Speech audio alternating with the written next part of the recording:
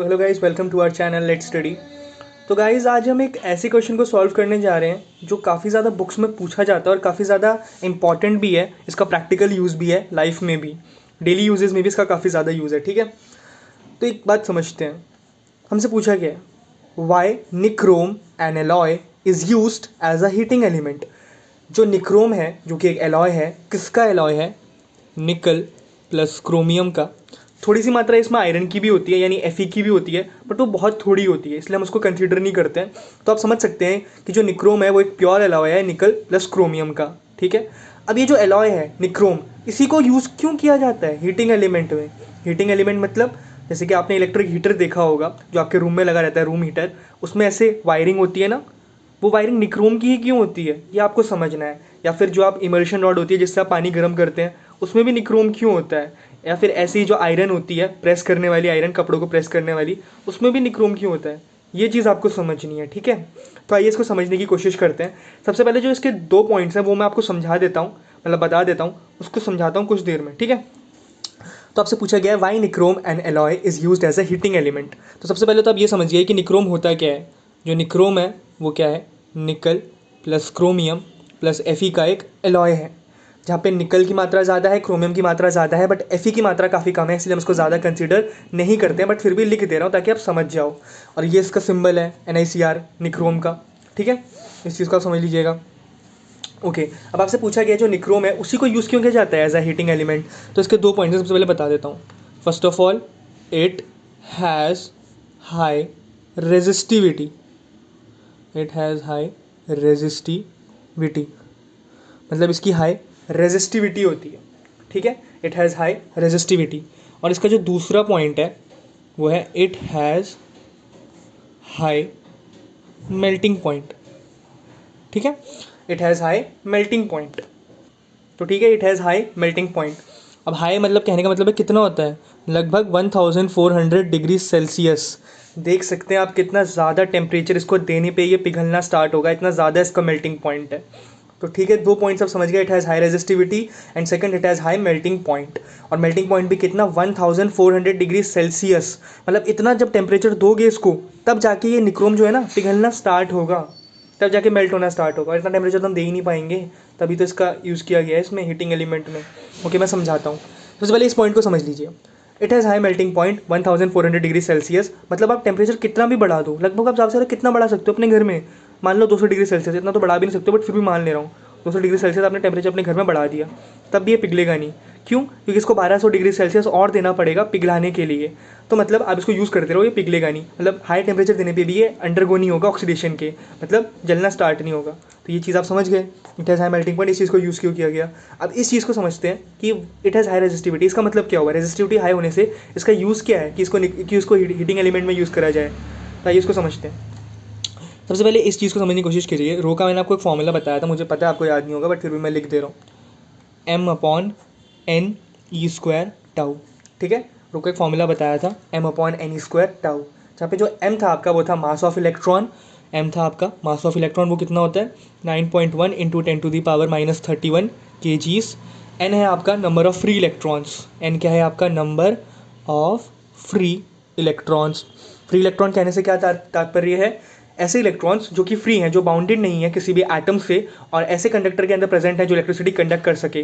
मतलब in free electrons की वजह से ही उस कंडक्टर में इलेक्ट्रिसिटी कंडक्ट करी जा सकती है। ई स्क्वायर में जो आपका ई है वो क्या है? चार्ज ऑन वन इलेक्ट्रॉन, यानी कि -1.6 इंटू 10⁻⁻19 क्या? सी यानी कि कोलाम्स।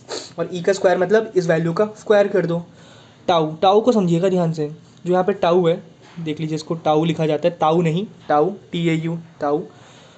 ये है आपका एवरेज रिलैक्सेशन टाइम। ये है आपका एवरेज रिलैक्सेशन टाइम। इसको मैं पहले भी समझा चुका हूँ, बट फिर भी अभी भी समझा देता हूँ। जब भी कोई कंडक्टर में कोई इलेक्ट्रॉन्स मूव कर रहे हैं पोटेंशियल डिफरेंस लगाने पे, तो वो एक दूसरे से टकराएंगे, यानी अपने साथी इलेक्ट्रॉन से टकराएंगे, एटम से टकराएंगे, और उस कंडक्टर के आयन से भी टकराएंगे। अब इस टकरान में, यानी कि इस कोलिजन में, वो दोबारा फ्रेश स्टार्ट लेंगे, क्योंकि एक बार टकरा गए तो वेलोसिटी जीरो हो गई। फिर से स्टार्ट करेंगे तो इंक्रीज करते हुए एक्सेलरेशन को चलेंगे। अब इस पीरियड ऑफ टाइम में जितना वो रिलैक्स कर ले रहे हैं, मतलब जब वो रुके थे तो वो कितना रिलैक्स कर रहे हैं, ऐसे ही सारे इलेक्ट्रॉन्स के रिलैक्सेशन टाइम को जब हम एवरेज निकालेंगे, यानी मीन निकालेंगे, तो हमें मिल जाएगा एवरेज रिलैक्सेशन टाइम, जो कि है आपका टाउ। ठीक है, इस चीज़ को आप समझ गए। अब यहाँ पे दो चीज़ समझिए, रो जो है वो किसके इन्वर्सली प्रोपोर्शनल है, एन के, और रो जो है वो इन्वर्सली प्रोपोर्शनल है टाउ की। क्यों? क्योंकि यहाँ पे एम कांस्टेंट है, एन और ई कांस्टेंट है, एम और ई कांस्टेंट है, यानी मास ऑफ इलेक्ट्रॉन और ई, ये दोनों चीज़ें कांस्टेंट है ना। तो इन दोनों को जब हटाएंगे तो एन और टाउ इन्वर्सली प्रोपोर्शनल हो जाएंगे रो के। ठीक है, ये एन है, इसको एक्स मत समझिएगा, एन। ठीक है, अब इन्होंने क्या बोला निक्रोम के लिए, रो ज़्यादा है, रो क्या है, ज़्यादा है। रो ज़्यादा होने का मतलब रेजिस्टिविटी ज़्यादा होने का मतलब एन कम होगा, यानी नंबर ऑफ फ्री इलेक्ट्रॉन्स कम होंगे, और टाउ भी कम होगा। मतलब नंबर ऑफ फ्री इलेक्ट्रॉन्स कम है इसलिए इलेक्ट्रिसिटी कम जनरेट होगी, इसीलिए इलेक्ट्रिसिटी कम जनरेट होने के कारण हीट भी कम प्रोड्यूस होगी।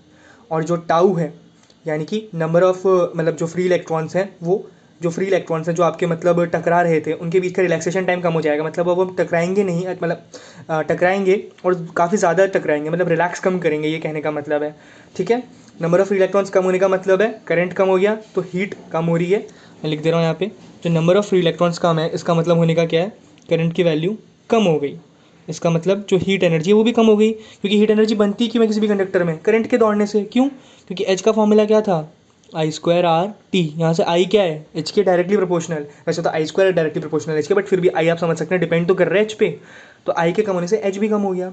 अब टाउ के कम होने से क्या हुआ, मतलब एवरेज रिलैक्सेशन टाइम कम हुआ, मतलब रिलैक्स कम करेंगे इलेक्ट्रॉन्स, अब कोलाइड ज़्यादा करेंगे तो जो इलेक्ट्रॉन्स का कोलिजन है वो बढ़ गया। कोलिजन बढ़ने से क्या हुआ, एक दूसरे में अपनी एनर्जी को ट्रांसफ़र करेंगे, तो मतलब बहुत जल्दी जल्दी जो काइनेटिक एनर्जी वो कन्वर्ट होती जाएगी हीट एनर्जी में। और हीट एनर्जी में कन्वर्ट होने का मतलब है जो कंडक्टर है वो गर्म होना स्टार्ट हो जाएगा। गर्म होने का मतलब हीट एनर्जी इंक्रीज़ हो जाएगी उस कंडक्टर की। अब दो फैक्टर देखिए कितने उल्टे चल रहे हैं। एक फैक्टर जो है नंबर ऑफ इलेक्ट्रॉन्स वो घटा रहा है इसको, हीट एनर्जी को, और दूसरा बढ़ा रहा है। हमें कौन सा चाहिए, बढ़ाने वाला। तो इसको आप समझने की कोशिश करिए, जो नंबर ऑफ फ्री इलेक्ट्रॉन्स होते हैं वो एक नॉन डोमिनेटिंग फैक्टर है। क्या है, एक नॉन डोमिनेटिंग फैक्टर है इस चीज़ को समझने के लिए। और ये जो हमारा टाउ है ये हमारा एक क्या है, डोमिनेटिंग फैक्टर है इस केस में, डोमिनेटिंग फैक्टर है। मतलब हो तो दोनों फिनोमिनन रहे हैं कि एच कम भी हो रहा है एच ज़्यादा भी हो रहा है, बट जो एच ज़्यादा हो रहा है वो एच कम होने वाली वैल्यू को कॉम्पेंसेट कर ले रहा है। इसलिए जो हमारा टाउ की चीज़ है, मतलब रो ज़्यादा होने पे जब टाउ कम हो रहा है, ये चीज़ हमारी डोमिनेटिंग फैक्टर है। बट रो ज़्यादा होने पे जो नंबर ऑफ इलेक्ट्रॉन्स कम हो रहे हैं वो हमारा नॉन डोमिनेटिंग फैक्टर है। मतलब इसको हम कंसिडर नहीं करेंगे, कोई बात नहीं, उसको हटा दीजिए, कोई प्रॉब्लम नहीं है। इसको हम कंसिडर करेंगे कि टाउ हमारा एक डोमिनेटिंग फैक्टर है, जिसकी वजह से जब टाउ कम हो रहा है तो कोलिजन बढ़ जा रहा है। कोलिजन बढ़ जा रहा है मतलब काइनेटिक एनर्जी बढ़ जा रही है इलेक्ट्रॉन्स की, और वो जल्दी जल्दी टकरा रहे हैं। और टकरा रहे हैं इसका मतलब काइनेटिक एनर्जी शेयर करते हुए चल रहे हैं हीट एनर्जी में। और हीट एनर्जी शेयर करने का मतलब ओवरऑल जो टेम्परेचर है, ओवरऑल जो हीट इलेक्ट्रिकल पावर है या फिर एनर्जी है कंडक्टर की, वो बढ़ जा रही है। और बढ़ जा रही है इसका मतलब इसीलिए यूज़ कर रहे हैं हम निक्रोम को। तो आप दो पॉइंट्स इसके समझ गए अच्छे से। इट हैज़ हाई रेजिस्टिविटी, इस चीज़ को आप समझ गए। हाई रेजिस्टिविटी क्यों है, क्योंकि अगर रो ज़्यादा होगा तो टाउ कम होगा, और टाउ कम होने का मतलब कोलिजन ज़्यादा, इसीलिए कन्वर्जन ज़्यादा एनर्जी का, और एनर्जी का कन्वर्जन ज़्यादा मतलब कंडक्टर जल्दी गर्म होगा और हमें हीटिंग इफेक्ट मिल पाएगा अच्छे से। हीटिंग इफेक्ट हमें क्यों चाहिए, पानी को गर्म करना है तब हीटिंग इफेक्ट चाहिए। इलेक्ट्रिक आयरन का यूज़ कर रहे हैं कपड़े प्रेस करने के लिए तब हीटिंग इफेक्ट चाहिए। ठंडियों में जब हम रूम हीटर के सामने बैठते हैं तब हमें हीटिंग इफेक्ट अच्छा चाहिए। और दूसरा पॉइंट है it has high melting point, वो आप समझ ही गए। इतना ज़्यादा टेम्परेचर है, मतलब इतना ज़्यादा इसका मेल्टिंग पॉइंट है, तो इतना टेम्परेचर में पहुँच नहीं पाएंगे। तो इतनी जल्दी ये टेम्परेचर कितना भी हम इसको टेम्परेचर दे दें ये जलेगा नहीं, मतलब ऑक्सीडेशन नहीं शो करेगा, यानी कि कॉम्बशन को सपोर्ट नहीं करेगा इतनी जल्दी। और ये रेजिस्टिविटी वाली चीज़ को हम समझे कैसे, इस वाले फॉर्मूले से। ठीक है, तो अच्छा एक्सप्लेनेशन था, आप इसको समझने की कोशिश करिएगा। समझना है तो दोबारा वीडियो को देखिएगा, बट छोड़िएगा मत, समझिएगा, क्योंकि ये आता है बोर्ड्स में पूछा जाता है। ओके, आज के लिए बस इतना ही, मिलते हैं नेक्स्ट वीडियो में, तब तक के लिए बाय।